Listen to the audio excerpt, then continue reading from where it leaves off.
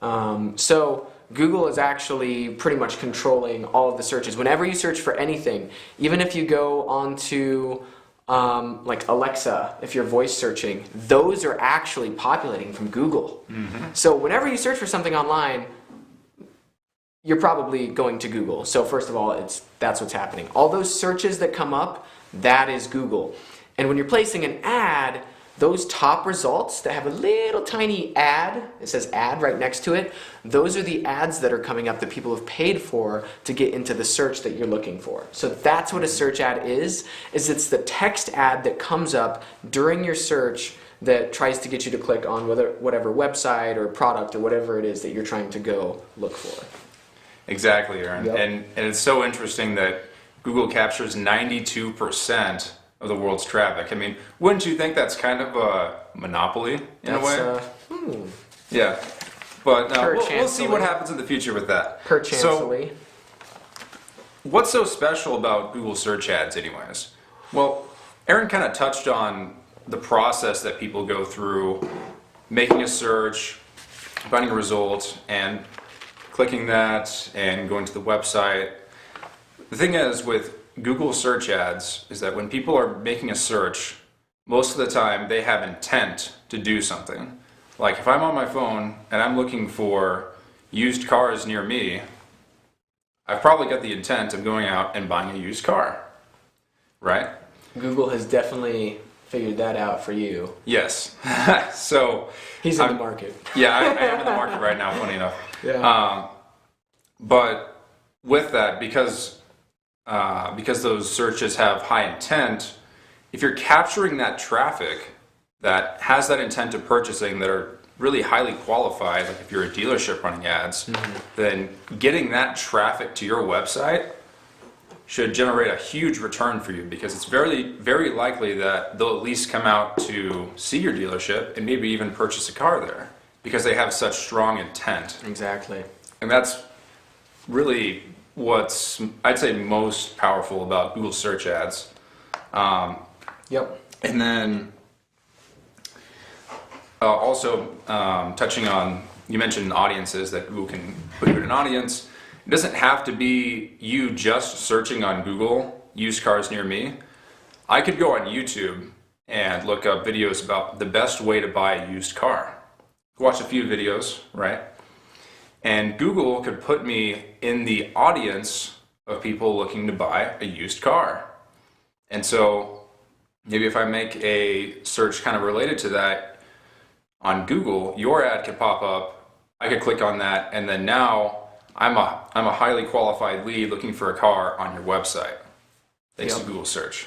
Thank you, Google search. So basically, you can really target the best sources of traffic to your website.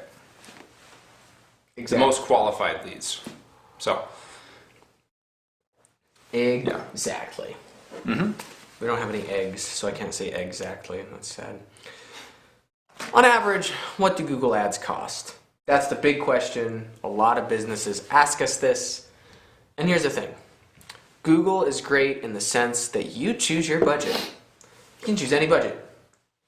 However, there are recommendations for how much you should spend, because if you're spending too little, then you're basically, throwing a drop of water in an endless sea, right? So you've got to have at least a good budget to make a dent. Now you can have a small budget. We've actually worked with clients that have maybe even just $30 to $50 a month, and you can make it work if you have a very skilled Google advertiser who is helping you do that, such as us. However, we do recommend that you spend a little bit more on those. The average cost per click, it's called CPC, which is, so Google, what it does is it charges you only when somebody clicks on your ad in the search network. So if it just comes up and they don't click, they don't charge you. If they do click, then you're charged. The average cost per click for a Google ad is $1.50. And the average cost per acquisition is $30. Now, cost per acquisition is how much money you spend before somebody actually takes the action of purchasing on your website. So you might think, okay, well, $1.50 to $30, how does that actually add up? Well, that means that approximately, what would it be, Josh? Like 25 times or something like that. Somebody searches and then somebody buys every 25th time or somewhere around that number. Right. Yes. So it would be that not everybody's going to convert, but up to that point, on average, people then convert once you've spent $30. Yeah, that would be at a 4% conversion rate. Yep. 1 in 25. Yep. So the cost depends on the ad market for the keyword you're bidding on and a few other things, as well as relevancy and the quality of your ad and the quality of your landing page and how competitive you are with all of those different variables. There's a lot of different things that Google considers when calculating Tons. how much you're going to pay per click. And there really is a wide range of what you can pay depending on the keywords that you're targeting. And also the industry you're in. Exactly, yes. Because it's built off of supply and demand. I mean, it's like basically each keyword has its own economy. Yep. Right? Which is pretty crazy to think about. Google has built an entire economy. And Yeah. we recommend that somebody spend at least $500 a month on their Google ads in order to be competitive. It's kind of what we've gotten from all of the different Google ads that we've run in different industries. $500 is usually what I would call a good start. And thank you to the people watching us right now. Again, if you have any questions or comments, please leave them and we will answer them for you. Yeah. One of those is probably my mom, so hey mom. Hi, Aaron's mom. Hi my mom. Okay, All right, so Josh, okay, you're throwing all this money into Google, you're just throwing it. How do you know that it's working? That's the biggest question. Yes, because you have to make sure that you're actually making money off of the ads you're running, right? Making profit, seeing a return on investment. Profit. That's key. Money. So what we can do to track that is we use conversion tracking to track if ads are generating purchases, exactly how much sales they're driving, right?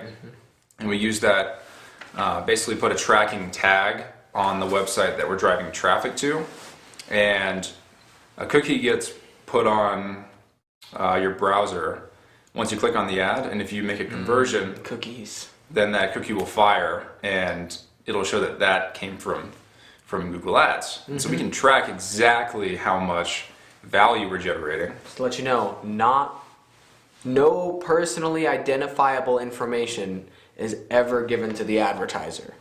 So cookie may be placed on your browser, we can't see that it's your browser. So it just gives us general demographic information where available and the actions taken from the site. So essentially it's like this data, you turn into a data point. This data point, which represents this stuff, did this, this, and this. But we can't see that it's actually used. So for all those freaking about privacy, we cannot, there's no way we can tell that it's actually like a person, right? Right. Which becomes an issue sometimes because bots can mimic people and you have to kind of like go through that sometimes and make sure that you're not getting a bunch of bots. Yeah. We can see your search history though, FYI.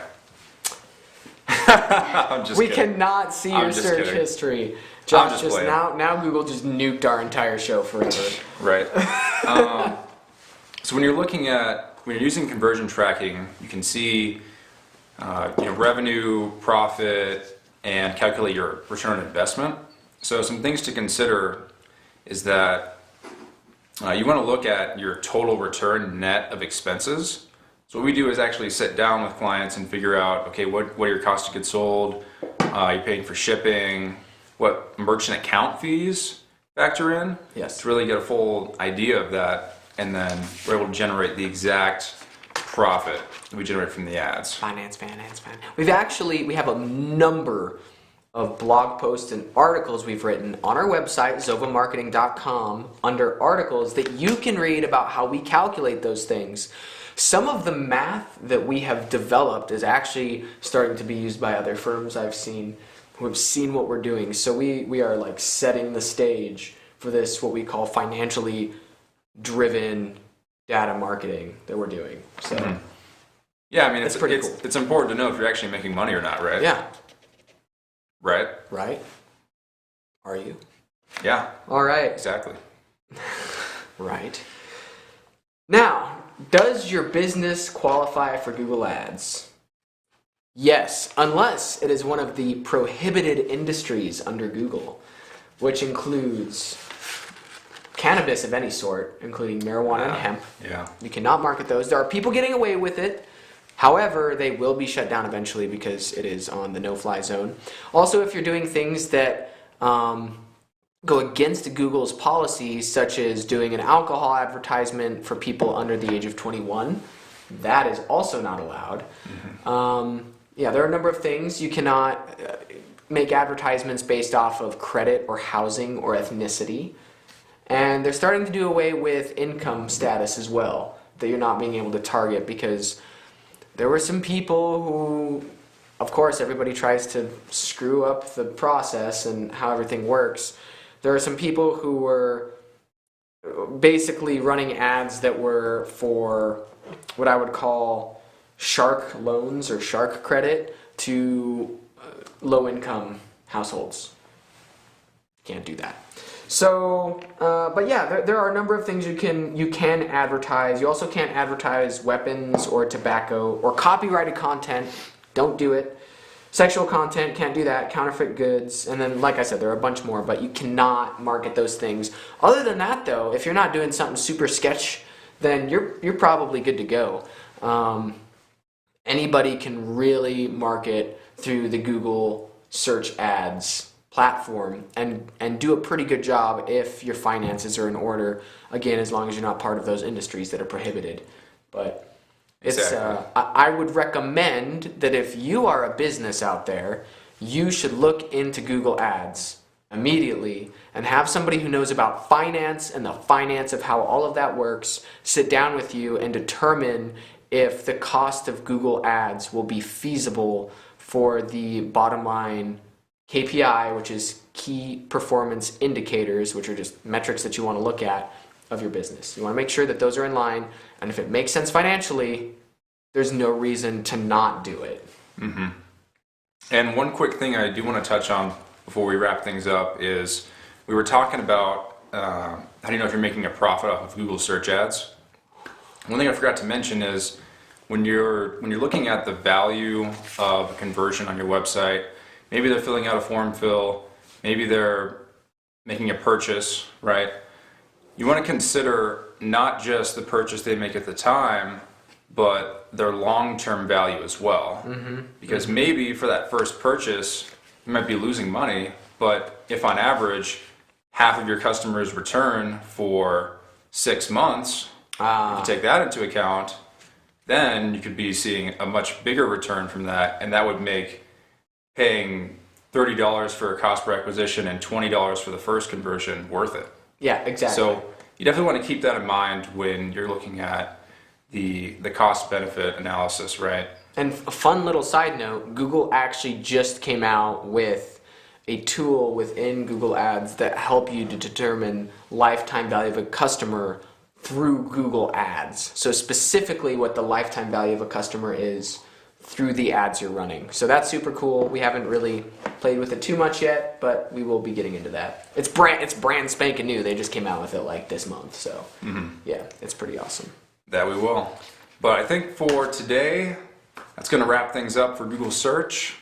And I hope that we were able to provide you guys with some good value and maybe help clear the air about, what is Google Search and is it worth it? And just, give some clarity to that. Yeah. Yeah, what were you swatting the air there? Clearing the air. Oh, right. Okay. This guy.